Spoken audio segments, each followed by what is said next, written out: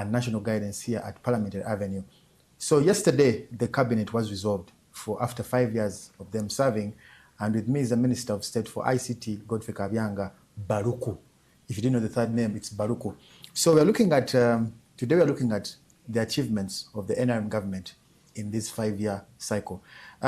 We should remember that in the manifesto of 2021, the NRM government presented 809 commitments for the people of government, from government to the people of Uganda. And in this was more of like what they are going to do in regards to health, education, infrastructure, and all that. And I want to speak to the minister this morning and really understand from him. If you look at all these promises you made, because the theme was about securing the future. How are you working? How have you done? If you put a scale of 1 to 10 as a government, how have you performed? First of all, good morning. Good morning, our viewers.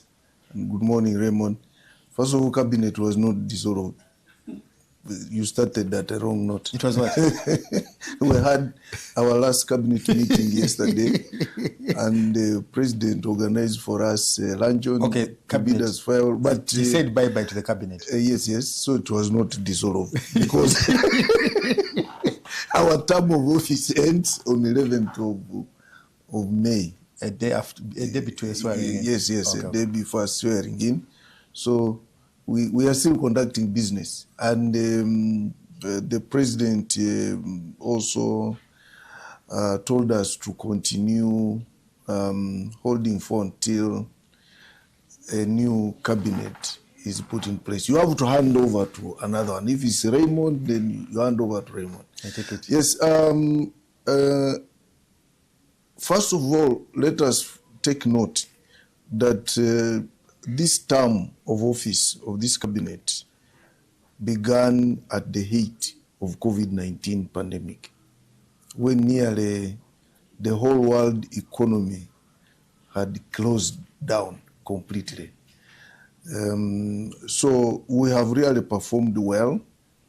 If I can, we were looking at the Prime Minister yesterday was giving us our performance scores, and we saw that we had implemented more than 85% of the NRM manifesto. So I still believe we really performed very well. So let us look at for example, let us start from you said it's the term 2021-2025, you said at the peak whereby there was COVID-19. Yep. What lessons did you learn from COVID-19 in regards to providing employment and fostering the economy? Because remember, almost every country was hit by COVID-19 very badly. Remember, the country had to go into making their own masks and all that. What did we learn as a country in COVID-19 that fostered our economy? First of all, let me first appreciate President Yoweri Museveni for taking a bold stand and guiding the country very well during the COVID-19 pandemic. He was actually a champion in mitigating against all effects of COVID-19. This country, we can say we are very proud of his guidance and his stand on issues of COVID-19, and insisting on the standard operating procedures, because in this region, we are, I think, one of the countries which registered the lowest number of deaths. And we are also one country which came out of COVID-19 without big shocks, economic shocks, because most of the countries are still nursing the after effects of COVID-19. The economies are not doing very well. But Uganda remained steadfast. Even during COVID, the economy didn't backslide tremendously. We still came out and we could still maintain 6% growth, which was really a miracle. And all that is because of the president's stewardship. The NRM government midterm review shows that only 60% of the commitments were achieved and 44% were not achieved. What evidence do you have today, as we speak now, to show that what is still remaining, that is not achieved, can be achieved in the next coming few weeks? Because you say the term is ending on 11th May. Yeah. How sure are we that the remaining 16% or the remaining out of the commitments that you made can be achieved in the remaining days as government? Obviously, what we haven't achieved by now, we can't achieve it in the remaining days. But just as I told you, the term started in a very, very bad period. Because you remember, the economy opened around 2023, I think, and we had already gone 2 years. So it implies we have only worked seriously in only 3 years. So what we have managed to achieve, we have achieved it in 3 years. Because the first 2 years, it was really lockdown. Even cabinet, I started attending cabinet after 2 years. Because it was only senior ministers who used to attend. So it was really not easy. And I strongly believe as government we have really performed well. Speaking about economics, as we stand right now, government has borrowed more than 100 trillion to foster the economy. And still the PSST of Minister of Finance keeps on bringing requests to Parliament to borrow more money. As a country that is really developing, and yesterday I saw the president's tweet on X saying that this is the cabinet that took us to the midterm economy. The middle income. Middle income. And I'm asking myself, Honorable, when will the borrowing stop, and so that we can sustain ourselves in terms of sovereignty? Because yes, it's okay to borrow. That's true. It's okay to borrow because you need, even in a family, as a man, one or another, you might end up borrowing. But isn't it becoming so much for a country like Uganda? Raymond, borrowing is not like I say, something not bad, just as you have noted. Yeah. There are even some countries whose debt to GDP is higher than us. But when you borrow, you are borrowing for what? I think that is the most important thing. And what you have borrowed, are you utilizing it for what you borrowed for? And are you utilizing it timely? I think that is the most important thing. But we shall continue to borrow so long as we still exist and we still want to develop. And so long as we cannot, we need, there is need for borrowing, we shall continue to borrow. For instance, one of the flagship strategies and therefore leading to one of the flagship programs is the parish development model, and which is really touching the poorest of the poor. Because there were so many Ugandans who had never touched 1 million shillings in their lives, and yet they had need to get they had need to buy inputs, they had needs to boost their own activities. So if someone is given that 1 million shillings and invests it, puts it in productive agriculture, for instance, what's wrong with that? If that money is going into production, and you see that since that program started, parish development model, you can see that production has increased in the rural areas. So what's wrong with that? That's the most important thing. You are borrowing for what? If you are borrowing to put into production, to put into infrastructure as an enabler in utility infrastructure as an enabler, I don't see any problem with it. Honorable Minister, yes, the country has continued to borrow, but the ailing sectors like health, infrastructure are still wanting on a daily basis. Right now, I don't know, actually, speaking about the health sector, just a few weeks ago, when the president was in Masaka, Nammere, the MP for Masaka, came out and said, Honorable members and the president, I'm speaking to you right now with authority, that the fact that the hospitals are there, but there is no medicine. So if you're borrowing money and you say it's for helping people or Ugandans at large, then why is there no medicine, Honorable Minister? Okay, sorry, you're not the right person to ask, but government.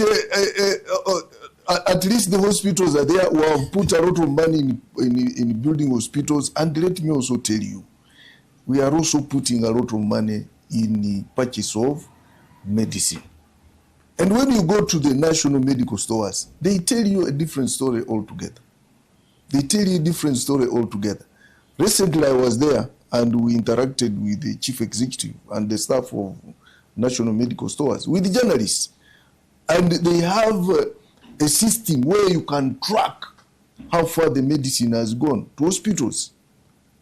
But there are also other underlying factors that lead to scarcity of what? Of medicine in hospitals. You have heard about corruption even in hospitals, true. Where medicine is delivered, but it doesn't go to patients. Someone takes it somewhere else. That one is also there. Those are some of the gaps we should fill. And that's what the president now is emphasizing.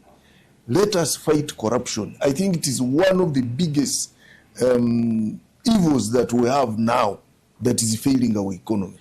Otherwise, even the medicine might be there. When you go to national medical stores, they will give you a track. Even now, after here, I will go on I can show you the link where you can track which medicine is going here. Where it will even show you where the truck has reached, and if the medicine has been delivered, who has received the medicine. Yeah, but I can't say there are shortages. Shortages are sometimes there, but they are not as exaggerated as I get from the media. Yeah. Honorable, let us speak about the economy. You spoke about PDM and the ability that people now can have the ability to hold 1 million shillings. But the successes of PDM, as we stand, are coming from government. You, other ministers, the people at the Secretariat and all that. Can't you have an independent audit really looking into PDM and how far it has helped the economy? Because also someone will tell you that 1 million shillings could be given to a vendor, and that's capital to him. But what about someone who's dealing into agriculture and is doing livestock farming and all that? Why don't you allow us government to have independent audits aside from government? Those ones who are doing big businesses also have somewhere to go. We have UDB, yeah. We have ACF, Agricultural Credit Facility. They also have somewhere to go. But you're an investigative journalist. Why don't you also make an audit? Why do you continue making noise here in Kampala? You are a very good investigative journalist. Go down there to the villages and come back and tell us, government, this is what I have found out. PDM is doing well or it's not doing well. And for us as government, we take that feedback very seriously. But now I'm also giving you an assignment. Go and investigate as a journalist and come and tell me what you have found on the ground. If you are doubting my report, go and verify it. You know, I think that's the most important thing now. Okay. Checks and balances. True, and the first estate is very, very crucial in checking government. And we have loved working with you. We have loved working with you, and more especially NTV. Honorable Minister, and your group. Honorable Minister, speaking about the government, NM government for these 5 years, it is still a growing concern and still going on. Youth unemployment. Not even youth, actually, unemployment in general. How has government really performed, if you have any figures off your head? Because up to now, there are people who are graduating, who are coming out of university on a daily basis, and they have no jobs. I don't have figures at the moment, but I know that there is unemployment. That one, I know. Because we cannot accommodate everybody who is coming from the university. But just as the president has insisted, people won't get jobs from civil service because the civil service is limited. What we are doing now is to encourage private sector, because our economy is private sector led, that we are encouraging private sector to come in and invest. That's why now we are encouraging industrial parks. You have seen the industrial park in Mbale. It's now recruiting more than 20,000 people. The industrial park in Kapeka is also recruiting over 10,000 people. The industrial park in Namamve is also recruiting quite a number of people. And we are also encouraging the young people to go into innovations. For instance, startups under ICT. Yes, we are getting a lot of funding from outside and also funding from within to assist young people to go into startups in ICT so that they can employ themselves. And you know, that's why the president is saying, let us go say for commercial agriculture, because those people who have taken his advice seriously, 4-acre model, you meet that on a 4-acre someone can employ about 50 people. That's how we are going to improve the employment and employment scenario.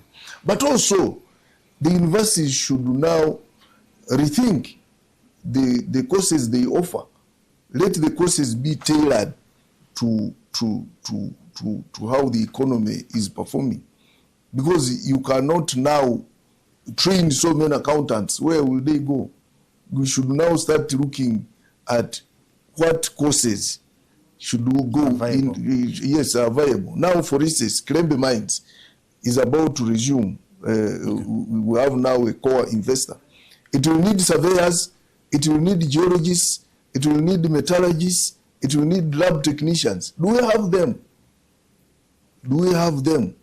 If you go to university, I don't know how many geologists they produce now in a year, but the mining sector needs specialized training. Yeah. So they are not going to employ so many administrators, so many human resource personnel, so many accountants. What they need are those scientists. Do we have them? So universities now should start also designing courses based on the needs of the what? Of the country. Okay. Yes. Honorable Minister, sorry to cut you short, but because of time, this conversation can still continue on a later date. That was the Honorable Minister for State and ICT, Godfrey Kabyanga, speaking about the achievements and the shortfalls of the NRM government between 2021 and the term which is ending, 2026.